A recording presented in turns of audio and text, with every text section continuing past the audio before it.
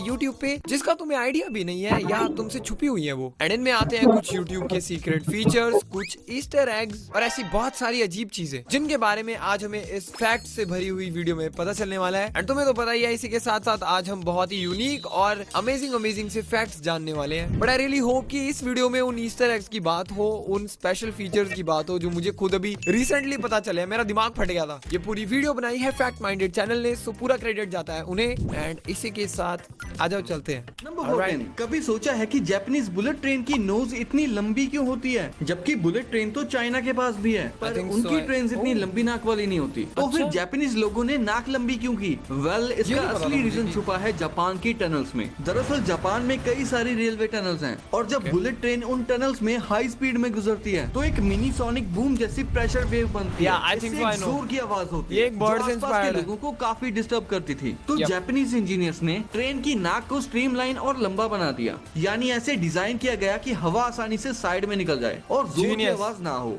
और तब से ही जापानीज बुलेट ट्रेन की नाक लंबी होने लगी। यो होल्ड ऑन, आई थॉट ऐसा सारी बुलेट ट्रेन में होता होगा। लाइक मुझे नहीं पता था चाइना वाली बुलेट ट्रेन ऐसे नॉर्मल सी चोंच है उनकी। बट ऐसे एक फन फैक्ट, ये शायद don't quote me on this, but शायद ये हमिंग बर्ड का जो चोंच वाला डिजाइन होता है ना, उससे इंस्पायर्ड है। Because you know aerodynamics and सब कुछ कितना क्रेजी है उस क्रीचर का। नंबर 12, जब भी आप हाथों से सिलाई करते हो तो सुई को ऊपर से डाल के फिर नीचे से खींचना पड़ता है। इसीलिए हाथों जैसी सिलाई करना मशीन के लिए ऑलमोस्ट इम्पॉसिबल होता है। लेकिन फिर भी स्विंग मशीन काम कैसे करती है? देखो, स्विंग मशीन हाथों जैसे तो काम नहीं करती। इसका अपना एक अलग ही मैकेनिज्म होता है। जब सुई धागे को कपड़े के नीचे ले जाती है तो नीचे एक शटल होता है जो उस धागे को पकड़ता है और घुमा के नीचे के धागे के साथ लॉक कर देता है। इससे भाई मेरे को बहुत ज्यादा ट्रॉमा याद आ रहा है, बचपन का ट्रॉमा इस मशीन के साथ। यू नो व्हाट, थोड़ी प्यारी यादें भी जुड़ी हुई हैं। जब मेरी मम्मा थोड़ा ऐसे अपना सिलाई वगैरह का काम करके फ्री हो जाते थे तो फिर वो मुझे उसको जानबूझ के चलाने देते थे कि आजा बैठ के चला ले, उस पे पेडल मार के। बड़ा मजा आता था। और उसके नीचे से वो कॉइल को रिप्लेस करना, लिटरली रीलोड करने वाली फीलिंग आती थी। बट यार एक दो बारी टूपसीज भी हो गई है, तो हाँ ट्रॉमा तो बैठा हुआ है। ऊपर और नीचे के धागे मिलके एक स्ट्रॉन्ग स्टिच बनाते हैं और सिलाई के टाइम कपड़ा सिर्फ वही नहीं रहता, नीचे एक वाइब्रेटिंग प्लेट होती है जो सुई की स्पीड के हिसाब से कपड़े को आगे धकेलती रहती है। इतना सब कुछ चल रहा होता है। राइट। वैसे एक लास्ट सवाल, क्या आपको पता है कि स्विंग मशीन की इन्वेंशन किसने की थी? नंबर 11, अरे बता दो। इन्वेंटर्स जिनको अपनी ही इन्वेंशन पे पछतावा है। सबसे पहले हैं ईथन जकरमैन। इन्होंने हम सभी को परेशान करने वाले पॉपअप एड्स का इन्वेंशन किया है, जो कि ब्राउजिंग करते टाइम हम सभी को बहुत ज्यादा परेशान करते हैं और इन्होंने इसके लिए पूरी दुनिया से माफी भी मांगी है। नेक्स्ट है फिलो फार्न्सवर्थ। इन्होंने टेलीविजन का इन्वेंशन किया था एंड ये चाहते थे कि लोग इसका यूज चीजों को सीखने के लिए करें, बट बाद में इन्हें फील हुआ कि लोग इससे आलसी होकर अपनी जिंदगी बर्बाद कर रहे हैं। I mean, it is not 100% true. Come on, I get it. उस इन्वेंटर का मेन गोल था कि इसको लोग सिर्फ एंटरटेनमेंट पर्पस के लिए ना यूज करें, लर्निंग के लिए, नॉलेज के लिए यूज करें। बट सैडली, नॉट सैडली, शुक्र है कि हमें कुछ एंटरटेनमेंट वाली चीज मिल गई बढ़िया, वरना हर कोई पढ़ता ही रह जाता टीवी से। बट दैट बीइंग सेड, बहुत सारे लोग टीवी से भाई सीख भी लेते हैं। कितने सारे कोर्सेज पढ़े, कितनी सारी चीजें, इंस्पिरेशंस टीवी चलाते चलाते ही आ जाती है। तो आई थिंक सो इन्वेंटर जी, आपने अपना काम खूबी किया है। गुड। नंबर 10, इस बकरी ने तो ग्रेविटी का ओयो सर्विस होटल्स में स्टाफ का मजाक बना के रख दिया है, क्योंकि ये अक्सर खड़े पहाड़ पर ऐसे चढ़ जाती है जैसे ग्रेविटी कुछ होती ही नहीं। और यहाँ चढ़ने में इनकी मदद करते हैं ये स्पेशल खुर, जो कि 2 हिस्सों में बटे होते हैं और नीचे से बिल्कुल रबर सोल की तरह काम करके एक मजबूत ग्रिप बनाते हैं, ताकि बकरी पहाड़ी पर नमक चाट सके और जंगली जानवरों से अपनी जान बचा सके। ये डाउनहिल भी आ रहे। Oh my God dude, what the hell. तुम्हें पता भी नहीं वो कितना स्लांट है। The degree is crazy. Normal इंसान माउंटेनियर की चढ़ने में ऐसी तैसी हो जाएगी। These guys are doing it without any harness, without any equipment, ना कुछ नहीं चाहिए इन्हें। Yes guys, natural पर्वतारोही भी आ गए हैं हमारे पास। I don't know मैंने वर्ड ढंग से बोला है नहीं, बट ठीक है बोल दिया मैंने अब तो। I can't take it back. ताकि बकरी पहाड़ी पर नमक चाट सके और जंगली जानवरों से अपनी जान बचा सके, जैसे कि इस बकरी ने बचाई जब एक भालू उसके पीछे पड़ गया। बकरी ने तो खुद को पहाड़ी पे बैलेंस कर लिया, लेकिन भालू का बैलेंस बिगड़ गया और लेग पीस खाने की तमन्ना में बेचारा खुद डेड पीस हो गया। ओके यार ये क्लिप क्यों लाया सामने? नंबर 9, जैसे ही शेर दहाड़ता है तो मूवीज में हमें उसकी आवाज ऐसे सुनाते हैं। जबकि रियलिटी में ये शेर की आवाज है ही नहीं, बल्कि ये तो एडिटेड वॉइस है, क्योंकि एक असली मर्द शेर की आवाज रियल लाइफ में ऐसी होती है। वहीं हॉलीवुड वाले अमेरिकन नेशनल बर्ड ईगल की आवाज को मूवीज में बढ़ा चढ़ाकर ऐसे सुनाते हैं ताकि हमें लगे कि ईगल में बहुत दम है, बट रियलिटी में जब ईगल मुंह खोलता है तो ऐसे सुर बाहर निकलते हैं। नंबर 8, ये okay they did eagle very bad. Oh my God, इसको मेरे सामने से हटाओ, इसने मेरे 7,000 रुपए बर्बाद करवाए थे, पता नहीं कितने हजार रुपए भूल गया मैं। बट यार जो मूवीज में ईगल की आवाज सुनाते हैं मैंने सुनी है ऐसी, मतलब रैंडमली एक दिन आ रही थी यार आवाज, मतलब जब मेरे सर के ऊपर चील मंडरा रही थी। आई बैट तुमने भी बहुत ज्यादा ऑलमोस्ट एग्जैक्टली नहीं बट सिमिलर तो सिमिलर सुनी होगी। Sorry, We know about this one. मेरे दुख वापस नहीं लेने हैं। I'm gonna skip it. अगर तुम्हें नहीं पता, ये एक 7-10 हजार का यूजलेस बॉक्स है जिसका बटन दबाते हो ये अपने आप बंद हो जाता है। That's it. ये यही करता है बस। नंबर 7, क्या आपको पता है कि जापान में बच्चे एग्जाम से पहले किटकैट खा के जाते हैं, जैसे यहाँ पे दही खिलाया जाता है गुड लक के लिए। और जापान में किटकैट का क्रेज यहाँ पे जो दही खिलाया जाता है ना, अगर ये बाहर वाली कंट्रीज को बताएंगे ना, उनके लिए भी बहुत ज्यादा ऐसे एस्टोनिशिंग सा होगा। ये बहुत ही ज्यादा इंट्रीगिंग हो गई। ओह, तुम लोग कर्ड या जो भी वो योगर्ट जो भी बोलते हैं वो खा के जाते हो एग्जाम, व्हाई? ताकि गैस ना बने पेट में, आई गेस, या बीच में हमें टॉयलेट ना जाना पड़ जाए। I don't know man. जैसे यहाँ पे दही खिलाया जाता है गुड लक के लिए। और जापान में किटकैट का क्रेज इतना है कि 2011 की सुनामी के बाद लोग एक दूसरे को किटकैट भेजते थे जिसमें मैसेज था यू विल श्योरली रिकवर। इसके रैपर को आप एज अ ट्रेन टिकट भी यूज कर सकते थे। जापान अकेला ऐसा देश है जहाँ किटकैट 300 फ्लेवर से भी ज्यादा में मिलती है। वहाँ के आई थिंक सो यहाँ पे मैंने मैक्सिमम 2, चलो बेनिफिट ऑफ डाउट 3 देखे होंगे फ्लेवर। भाई we are missing out on so much. हमारी इसमें कोई गलती भी नहीं है। अबे ले आओ ना, खरीद लेंगे। अलग अलग रीजन्स में अलग अलग फ्लेवर्स में किटकैट मिलती है जिन्हें सोवेनियर्स की तरह गिफ्ट किया जाता है कि देख मैं वहाँ से तेरे लिए किटकैट लेके आया। इन सब का रीजन है किटकैट का नाम। जापान में इसे किटो काटो प्रोनाउंस किया जाता है, जो जापानीज सेइंग किटो कात्सु से मिलता है, जिसका मतलब है यू विल श्योरली विन, यानी जीत तुम्हारी होगी। वहाँ किटकैट को गुड लक माना जाता है, इसीलिए किटकैट की सबसे ज्यादा सेल्स होती है जनवरी महीने में, जब जापान में बच्चों के एग्जाम्स होते हैं। नंबर 6, इस बंदे ने केबीसी पे एक सेकंड होल्ड ऑन, व्हाट? इन्होंने जनवरी महीना बोला, मुझे लगा चलो ठीक है न्यू ईयर है तो लोग एक दूसरे को गिफ्ट देते होंगे, बट नहीं, उसके पीछे भी रीजन एग्जाम ही है। माय गॉड डूड, इनके लिए पढ़ना ट्रॉमेटिक चीज भी नहीं है, बिकॉज ट्रस्ट मी इनका एजुकेशन सिस्टम वैसा है, इनके वहाँ का एनवायरनमेंट वैसा है। खुलेआम चीटिंग करी। जैसे इंडिया में कौन बनेगा करोड़पति आता है, वैसे ही इंग्लिश शो का नाम है who wants to be a millionaire. इसके बाद ने शो पे खुलेआम चीटिंग करी और ये ब्रिटिश आर्मी का मेजर था। सेट पे लोगों को पता था कि ये चीटिंग कर रहा है, बट कोई कुछ नहीं कर पाया। जब ये यूके के शो पे आया, पहले 5 सवालों में इसने अपनी 2 लाइफलाइंस खत्म कर दी। सबको लगा कि ये लंबा नहीं चल पाएगा।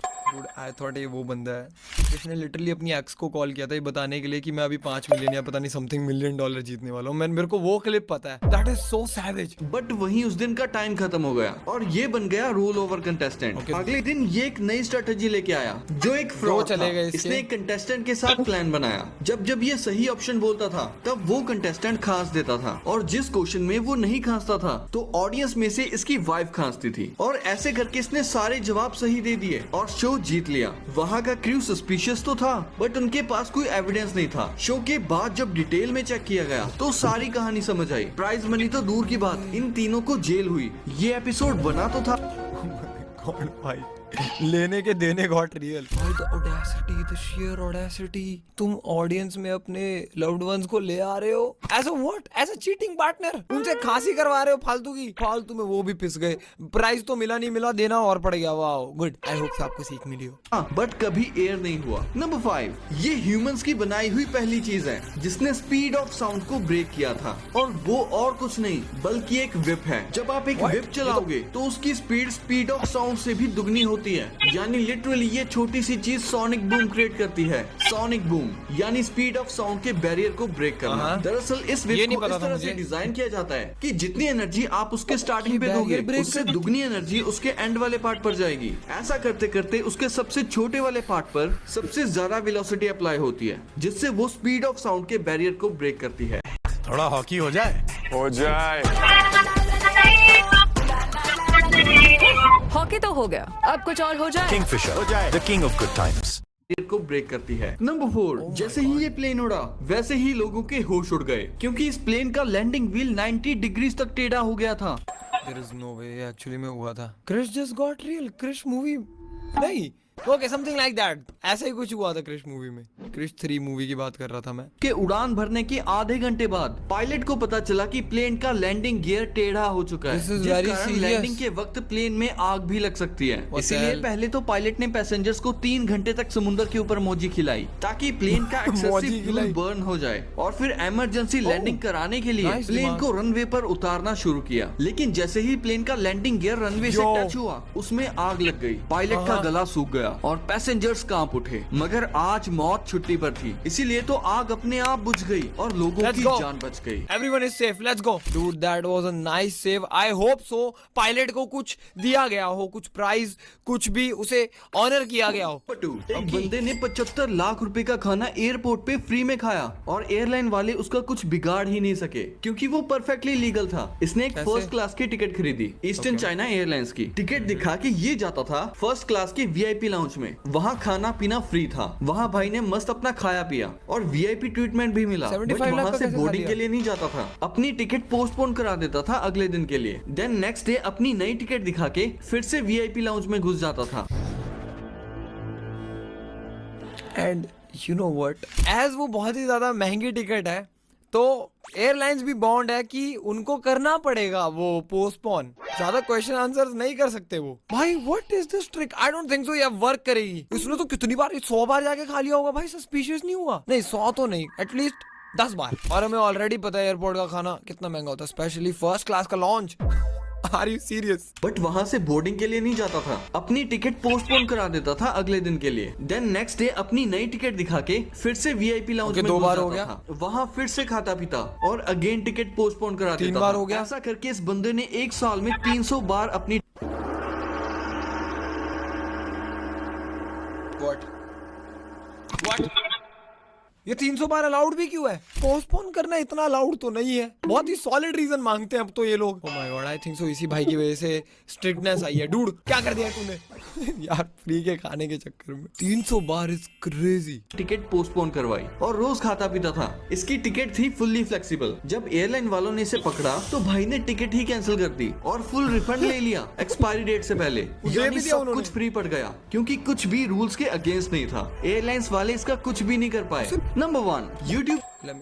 यो थैंक यू इस पे आने के लिए. बट बंदे ने 300 बार खा भी लिया, बंदे को इसकी टिकट के पूरे पैसे भी वापस मिल गए. Talk about win win situation. This is win win square, win win cube situation. Alright let's go. और YouTube की ये मजेदार चीजें नहीं पता? नहीं. तो चलिए जानते हैं बताओ. YouTube की सबसे मजेदार चीजें. भाई YouTube पे ये ग्लिच लाखों में एक बार होता है. अगर आप YouTube पर 301 व्यूज सर्च करोगे तो आपको एक ऐसी वीडियो मिलेगी जिसके व्यूज तो 301 ही हैं. पर भाई इसके लाइक्स 4 मिलियन से भी ज्यादा हैं और कमेंट्स भी 3 लाख से ज्यादा हैं. डूड ये 12 साल से 301 व्यू पे अटकी हुई है वीडियो और 50 लाख लाइक्स हैं इस पे. 50 लाख 13 साल से. ये YouTube का पुराना बग था. पहले 301 व्यूज के बाद व्यूज टेम्परेरीली रुक जाते थे वेरिफिकेशन के लिए. एक क्रिएटर ने इस इशू पे वीडियो बनाई और YouTube ने मजे लेने के लिए उसी की वीडियो को 301 पे लॉक कर दिया. ग्लिच का मजाक बना के रख दिया. अगर आप YouTube पे टेक्नोब्लेड सर्च करोगे तो YouTube आपको कहेगा did you mean Technoblade never dies. जब I know about this one and this is very good initiative by YouTube. I like it. But I'm gonna say that glitch thing पे एक और चीज, you know जब मैंने नया YouTube start किया था, ऑलमोस्ट मेरे 1-2 लाख सब्सक्राइबर जब हुए थे, तो there was another glitch. जब मैं वीडियो अपलोड करता था या हम सारे मोस्टली जितने भी क्रिएटर्स थे वीडियो अपलोड करते थे, 1 घंटे तक उस वीडियो पे 0 व्यूज दिखते थे. 1 घंटे तक. हालांकि एनालिटिक्स में हमें दिख रहा है कि कितने व्यूज हो गए हैं, फिर वो उसके बाद रिफ्रेश होते थे. मतलब तुम सोचो कुछ महीनों तक हर वीडियो फर्स्ट आवर में 0 व्यूज दिख रहे थे. कि आपने नेम एकदम सही लिखा है, फिर भी दरअसल ये टेक्नोब्लेड जिनको माइनक्राफ्ट का बादशाह कहा जाता था उनको ट्रिब्यूट देने के लिए था. इनकी 2022 में कैंसर से डेथ हो गई थी, तो इसीलिए YouTube ने सर्च रिजल्ट को ही ट्रिब्यूट बना दिया रिस्पेक्ट देने के लिए. YouTube पे सर्च करो वेब ड्राइवर टोर्सो, तो आपको एक ऐसा चैनल मिलेगा जिसपे बस रेड और ब्लू रेक्टेंगल्स वाली टेस्ट वीडियोस हैं. जिसके तकरीबन 2 लाख सब्सक्राइबर्स हैं और वीडियोस 6 लाख से भी ज्यादा. एक्चुअली इस चैनल पे YouTube के ही अलग अलग फीचर्स को टेस्ट करता है, जबकि खुद YouTube ही जाने क्या टेस्ट करता है. मुझे तो कुछ समझ नहीं आ रहा. इतने सारे रेड और ब्लू रेक्टेंगल्स वाली वीडियोस भरी पड़ी हैं. 6,24,000 videos. God damn it.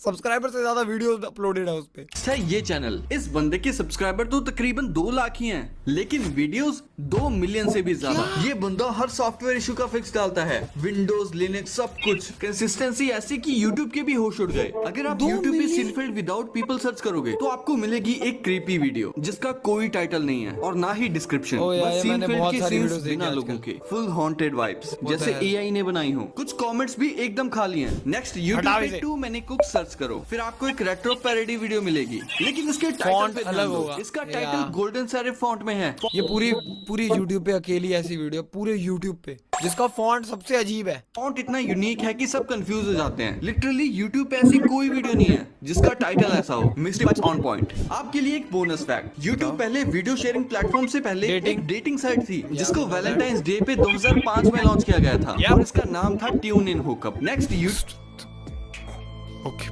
Weird name.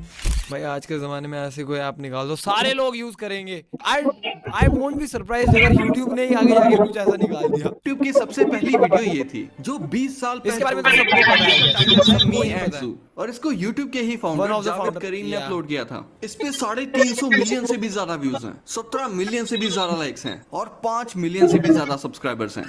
भाई 1.7 crore likes, god damn it. And इसी के साथ आज की ये वीडियो यहीं पे खत्म होती है। मैं आप तुमसे मिलूंगा नेक्स्ट वीडियो में। Till then